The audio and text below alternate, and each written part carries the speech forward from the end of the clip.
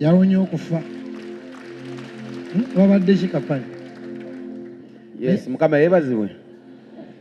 Wiiki ewedde ku Yidi nali nzigulawo geeti ewaka nga maze ndi musajja muwulu era ndowooza bawulu otumanyi bulungi. Olina emyaka ng'emeka? Mpezeza 38. Obuwulu bulakira bukuwamu diguli n'obutwala. Nali ninda ggwe musumba. So kati maze oyingiza emmoloka munda nkomawo okugala geeti ne banteega ne bantema ejjambiya naye yakwata kisenge. Endala ne bankuba ekibaawo ekyalimu omusumaali ne kinyingira munda era buzi zaavudde mu ggulo naye baŋŋamba mu Uganda bagenda ginnemesa bye bigambo bye nawulira nga badduuka baali 3. So kati ndi ku bunkenke ne wakasi kyasulayo ndi mu hotels zembeeramu simanyi Mukama kati yamanyi ekiddako. Ogenda kuba bulungi. Haleluya. Ogenda kuba bulungi. Haleluya. Katonda yamanyi okuteesa. Haleluya. Haleluya. Haleluya. Keyimbiremu. Haleluya. Ngenda kufuna obukuumi. Haleluya.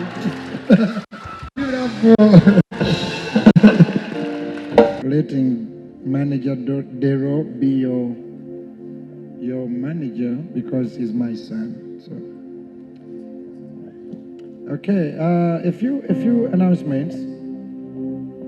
Ivan Mudumba, Mutabani Wanga in a live concert, Kufido Dido. Thank you for your mercy. Thank you for waking us up again. Thank you for saving Kapale. Even recently you saved Mr. Lee of B2C, almost died with thieves. Thank you for Nina Rose and all the things you've done for her. Thank you for my friends here. I can see John from England, I can see Claudine from America, and all my friends that are here today. Thank you for all the people that have been here, 8 o'clock, 10, 12, and the one coming. Thank you for the worship evening at Busala and the prayer wave. Even right now, let your word come and fall on fertile soil in Jesus' name. And God's people say, Amen. My sermon today is, there is a king in your house. One of your children shall be a great person. Somebody you know shall be a powerful man.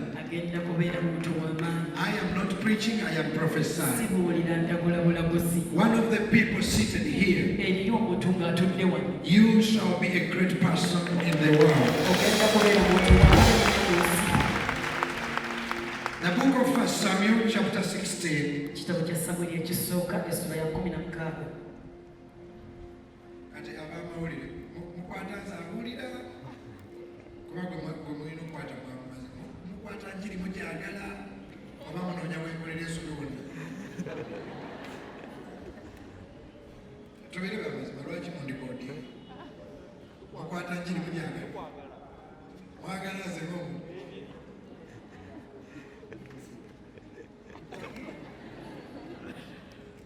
First Kings chapter 16 and verses 1.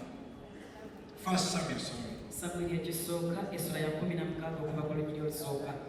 Now the Lord said to Samuel, how long will... Because I have rejected him from reigning over Israel. So fill your cup and go.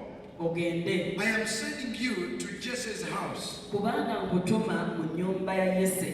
I have provided myself a king from his sons.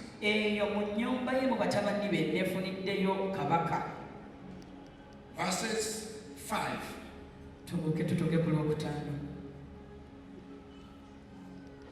Verses 6. And Samuel went to Jesse's house. And then he saw one of Jesse's sons. His name was Eliab. And said, surely the Lord's next king is here. And the Lord said to Samuel, this guy looks handsome. This guy looks He has 6 packs and a nice height. Aina 6 packs bulungi ate muwanvu ekimala. And a computer. Good. But the Lord said to Samuel, Mukama n'agamba Samwiri nti, don't look at his physical appearance totunuulira ndabika ye ya kungulu or at his physical stature, newankubadde ekigera ky'obuwanvu bwe, because I have refused him. kubanga mugaanye. For the Lord does not see as man sees. Kubanga Mukama talabanga bantu bwe balaba. For man looks at the outward appearance, Kubanga omuntu ye atunuulira enfaanana y'okungulu, but the Lord naye Mukama looks at the heart. atunuulira mutima. How many of you believe that? That's true? Bameka ng'okikkiriza ekyo nti kituufu.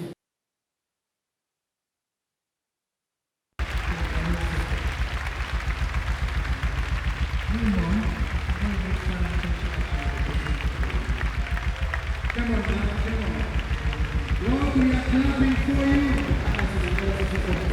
Thank you, Lord. If you can even shout hallelujah.